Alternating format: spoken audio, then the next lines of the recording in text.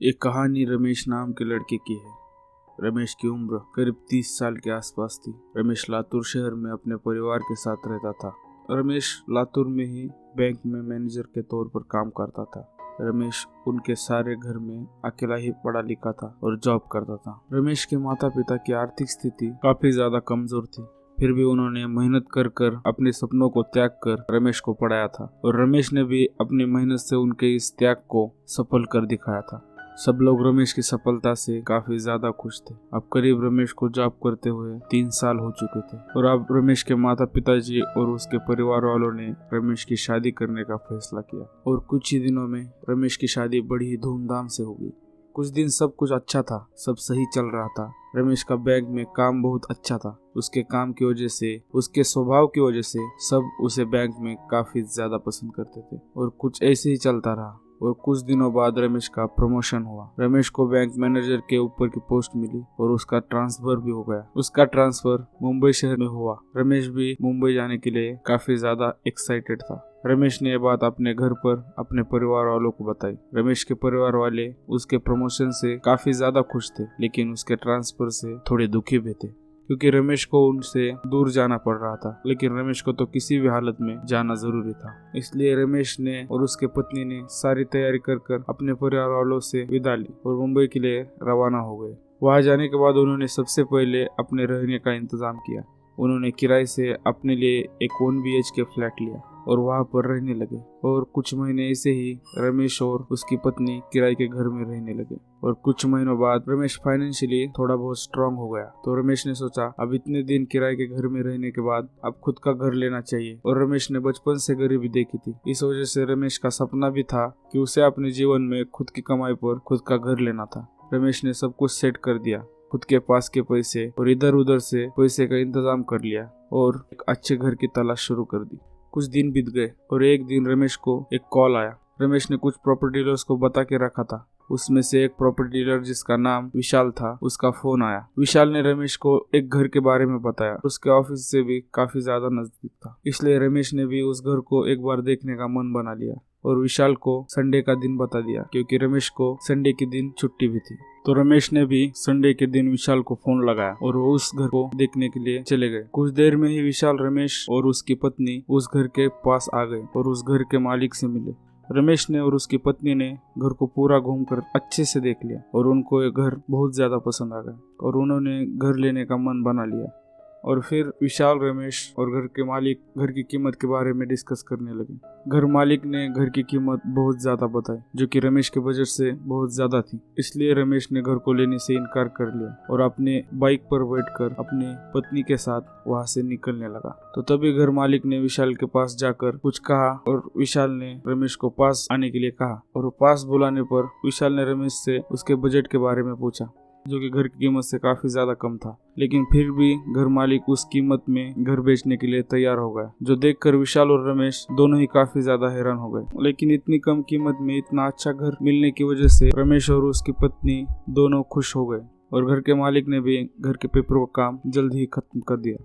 जैसे कि उस घर के मालिक को उस घर को बेचने की बहुत ज्यादा जल्दी थी और घर मालिक जिस दिन रमेश घर देखने को गया था उस दिन काफी ज्यादा डरा हुआ और चिंतित था। लेकिन जैसे ही पेपरों का काम खत्म हुआ और पैसे हाथ में आए तो वो काफी ज्यादा खुश और रिलैक्स हो गया और वहां से निकल गया। विशाल भी वहां से निकल गया और अगले ही दिन बैंक से छुट्टी लेकर रमेश और उसकी पत्नी अपना सारा सामान लेकर उस घर में शिफ्ट हो गए। कुछ दिनों तक सब सही चल रहा था। नए घर में रमेश और उसकी पत्नी बहुत ज्यादा खुश थे।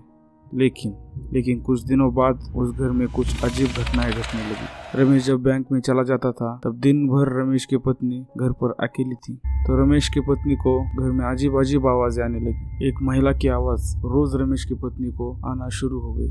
रमेश की पत्नी ने पहले तो उस आवाज की तरफ इतना ध्यान नहीं दिया, उसे लगा नए घर में आने की वजह से शायद उसे कुछ वहम हो रहा हो। लेकिन कुछ दिनों बाद ये आवाजें कुछ ज्यादा ही बढ़ गई, इसलिए रमेश की पत्नी भी अब काफी ज्यादा डरने लगी। इस वजह से ये बात आखिरकार उसने अपने पति रमेश को बताई। रमेश ने उसकी पत्नी के बातों पर विश्वास नहीं किया और उसे डरने के लिए मना कर दिया। और रमेश ने अपनी पत्नी से कहा, तुम जैसा सोच रही हो वैसा कुछ भी नहीं है। और उसके बाद कई दिनों तक रमेश की पत्नी को आवाज नहीं आई और रमेश की पत्नी को लगा कि ये सचमुच उसका वहम ही था। लेकिन कुछ दिनों बाद एक रात जब रमेश अपने घर में सो रहा था तो अचानक उसकी नींद टूट गई और उसे प्यास लगी, इसलिए वो फ्रिज की तरफ गया, फ्रिज खोला और पानी पीने लगा। तभी उसे धीरे से एक आवाज आई, रमेश। उसने पीछे मुड़कर देखा लेकिन वहां पर कोई नहीं था। पहली बार तो उसे लगा ये सब नींद की वजह से हो रहा है, लेकिन फिर एक बार आवाज आई, रमेश। इस बार आवाज थोड़ी तेज थी। रमेश डर गया, इधर उधर देखने लगा लेकिन वहां पर कोई नहीं था। और एक तेज आवाज आई, मेरे घर से निकल जाओ, ये घर सिर्फ मेरा है, मेरे घर से निकल जाओ। ये बातें और वो भयानक आवाज सुनकर रमेश काफी ज्यादा डर गया और भागते हुए अपने बेड पर जाकर सो गया। उसे ठीक से नींद भी नहीं आ रही थी, लेकिन रमेश जैसे तैसे सो गया। अगले दिन रमेश नींद से उठा और ये सारी बातें उसने अपनी पत्नी से की। उसकी पत्नी ये सब बातें सुनकर काफी ज्यादा डर गई। दोनों ने एक दूसरे को संभाला और रमेश अपने बैंक में काम के लिए चला गया। पूरा दिन रमेश इसी बारे में सोचता रहा। अब रात को रमेश अपने घर लौटा। घर लौटकर रमेश पहले तो अपने कमरे में थोड़ी देर सोचते हुए बैठ गया और थोड़ी देर बाद फ्रेश होकर खाना खाकर रमेश और रमेश की पत्नी दोनों अपने कमरे में सो गए। लेकिन रमेश को आज नींद नहीं आ रही थी, उसके दिमाग में सिर्फ वही आवाज घूम रही थी। तभी रमेश को फिर से एक बार वो आवाज आई। इस बार उसकी आवाज पूरे घर में घूम रही थी, लेकिन एक अजीब बात थी, वो आवाज सिर्फ और सिर्फ अब रमेश को सुनाई दे रही थी। उसने अपने पत्नी को उठाया लेकिन उसे कोई भी आवाज नहीं आ रही थी। इस बात से रमेश और भी ज्यादा डरने लगा और परेशान हो गया और जैसे तैसे उसके पत्नी ने उसे शांत किया और दोनों सो गए। अगले दिन जब रमेश उठा तब वो बहुत ज्यादा डिस्टर्ब हो गया और सीधा बैंक के लिए निकल गया। ऐसे ही कुछ दिन चला। उसकी आवाज से रमेश काफी ज्यादा परेशान हो गया था। अब उसका मन भी बैंक में काम में ज्यादा नहीं लग रहा था और उसके काम से उसके बॉस भी उससे बहुत ज्यादा नाराज होने लगे। वो किसी से बैंक में बात भी नहीं करता था। इस वजह से बैंक में जो काम करते थे उनसे भी उसके रिश्ते खराब होने लगे। ऐसे ही कुछ दिन बीत गए और एक रात रमेश फिर से नींद से उठा। उसे प्यास लगी, इसलिए रमेश किचन में पानी लेने गया। तभी किचन में उसे एक औरत साड़ी पहनकर खड़ी दिखी। पहले तो रमेश को कुछ भी समझ में नहीं आया, क्योंकि उस घर में सिर्फ रमेश और उसकी पत्नी दोनों ही रहते थे। लेकिन फिर भी रमेश उस औरत को अपने पत्नी के नाम से पुकारते हुए उसके नजदीक जाने लगा। जैसे जैसे रमेश आवाज देते हुए उस औरत के नजदीक जा रहा था, उसका डर और भी ज्यादा बढ़ रहा था। अब रमेश उस औरत के एकदम नजदीक आ पहुंचा। उस औरत का मुंह दीवार की तरफ था। रमेश ने बड़ी हिम्मत करके उस औरत के कंधे पर हाथ रखकर उसके पत्नी के नाम से उसे पुकारा, प्रियंका। जैसे ही रमेश ने उसके कंधे पर हाथ रखकर उसे पुकारा, वैसे ही औरत पीछे पलट गई। उसका चेहरा देखकर रमेश बहुत ज्यादा डर गया। उसका पूरा चेहरा खून से लथपथ था, उसके बाल बिखरे हुए थे, वो बहुत ज्यादा डरावनी लग रही थी। और तुरंत ही उसने रमेश का गला पकड़ लिया और उसे ऊपर हवा में उठा लिया और उसके ऊपर चीखने लगी, ये घर सिर्फ मेरा है, इस घर को छोड़कर जल्दी से यहाँ से चले जाओ, नहीं तो मैं सबको मार दूंगी। ये सब देखकर रमेश काफी ज्यादा डर गया और बेहोश हो गया। अगली सुबह रमेश की आंख खुली तो बेड पर लेटा हुआ था। उसके पास उसकी पत्नी और डॉक्टर थे। डॉक्टर रमेश को दवाई देकर चले गए। रमेश को प्रियंका ने बताया, जब मैं सुबह उठी तो तुम बेड पर नहीं थे। जब मैंने तुम्हें ढूंढा तो तुम किचन में बेहोश पड़े हुए मिले।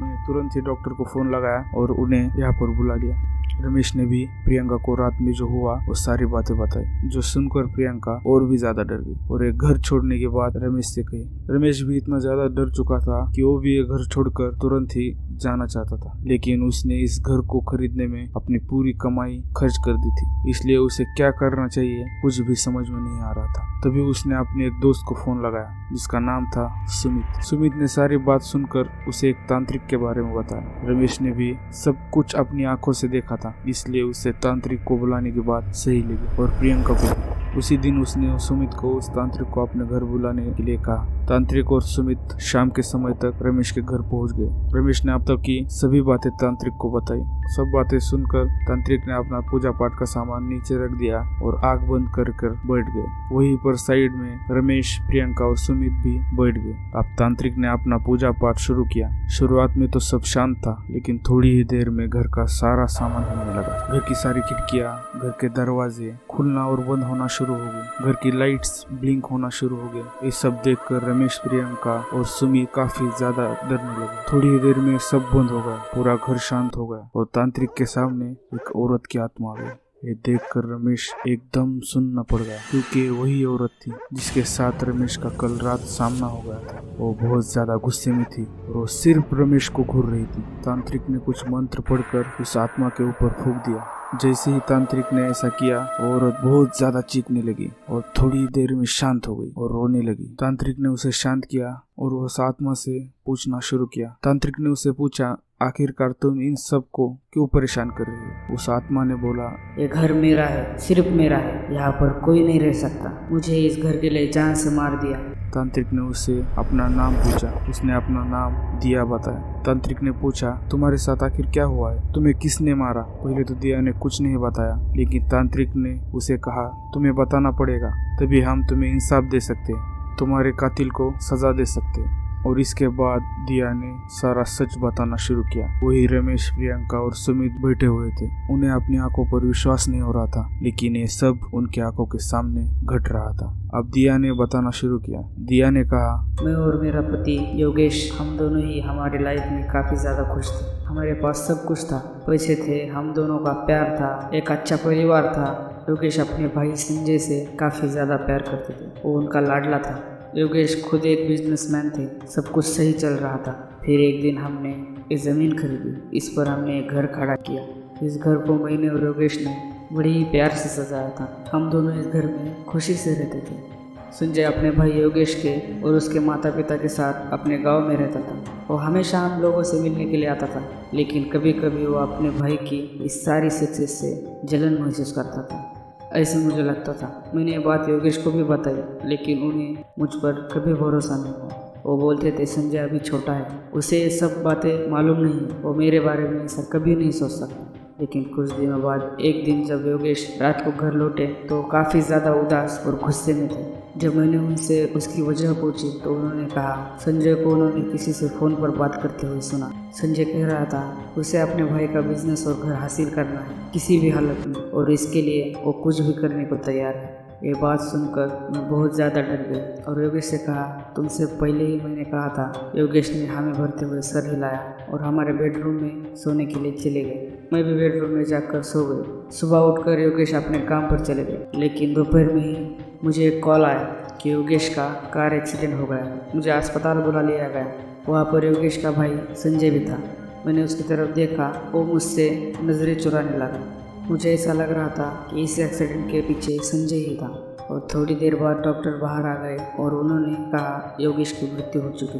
और जैसे ही मैंने सुना, मैं वहीं पर बेहोश हो गई। उसके बाद योगेश को घर लाया गया। वहाँ पर मैंने योगेश का कातिल उसका भाई है ये सबको बताने की बहुत कोशिश की, लेकिन किसी ने भी मेरी बात का विश्वास नहीं किया। कुछ दिनों बाद योगेश का भाई घर पर आया। मैंने उसे सारी बात बताई जो मुझे योगेश ने बताई थी और उससे पुलिस में जाने की बात कही। वो ये बात सुनकर काफ़ी ज़्यादा डर गया। उसने एक रॉड ली और मेरे सर पर मार दी। मेरे सर से काफ़ी ज़्यादा खून बहने लगा। मेरा पूरा चेहरा खून से भर गया और थोड़ी देर में मेरी जान चली गई। उसके बाद उसने मुझे उठाया और घर के पीछे गार्डन में दफना दिया। मैं सब अपनी आंखों से देख रही थी। चीख रही थी, चिल्ला रही थी, फिर भी उसका कोई फ़ायदा नहीं हुआ। उसके अगले दिन सबने मेरे बारे में संजय से पूछा तो उसने कहा मुझे कुछ भी पता नहीं है, वो कहाँ पर चली गई। सब घर वालों ने मुझे थोड़े दिन ढूंढा और बाद में पुलिस केस किया। कुछ दिनों बाद लोग सब कुछ भूल गए। मैं इनके सबके पास थी, सबको देख रही थी, लेकिन मुझे कोई भी नहीं देख पा रहा था, कोई भी सुन नहीं पा रहा था। फिर मेरी आत्मा इसी घर में रहने लगी और कुछ दिनों के बाद संजय की शादी हो गई। उसने योगेश का बिजनेस भी अपने नाम कर लिया, घर भी खुद के नाम कर लिया, लेकिन मैं उसे इस घर में नहीं रहने देना चाहती थी। उसे क्या, किसी को भी मैं इस घर में नहीं रहने दूंगी। और मैंने उसके पत्नी को परेशान करना, डराना शुरू कर दिया और इस वजह से उसने घर छोड़ के किराए के घर में कुछ दिन रहना शुरू किया और बाद में इस घर को रमेश को बेच दिया। रमेश ने इस घर की बहुत कम कीमत दी, लेकिन फिर भी मेरी वजह से उसने रमेश को एक घर बेच दिया और अब मैं इन दोनों को भी इस घर में नहीं रहने दूंगी, किसी को भी इस घर में नहीं रहने दूंगी। तांत्रिक ने दिया की आत्मा को शांत किया और उसे कहा, क्या तुम्हें लगता नहीं कि संजय ने जो कुछ भी किया उस वजह से उसको सजा मिलनी चाहिए? हम उसे सजा देने में तुम्हारी मदद करेंगे, लेकिन तुम्हें घर छोड़कर जाना पड़ेगा।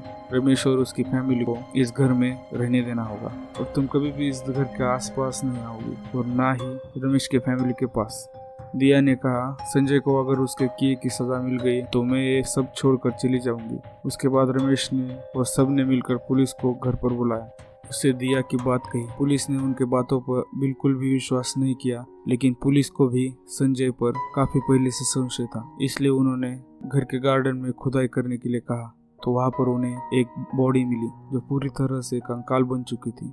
पुलिस ने हॉस्पिटल में उस बॉडी की जांच करने को कहा, तो डॉक्टर ने जांच कर कहा ये बॉडी दिया की है। ये बात पता चलने पर पुलिस ने संजय को पकड़ लिया और बहुत ज्यादा टॉर्चर किया और दिया के बारे में पूछा। संजय ने पुलिस के सामने डरकर सब कुछ कबूला और संजय को 2 खून करने के गुनाह में उम्र कैद की सजा हो गई। रमेश ने वो तांत्रिक ने जो दिया से वादा किया था वो दोनों वो पूरा कर चुके थे और दिया ने भी फिर कभी रमेश को और प्रियंका को तकलीफ नहीं दी। उसके बाद उन्हें उस घर में कोई भी आवाज नहीं सुनाई दी और ना ही दिया की आत्मा कभी दिखाई दी। उसके बाद रमेश और प्रियंका उस घर में खुशी से रहने लगे और आज भी वो दोनों उसी घर में रहते हैं।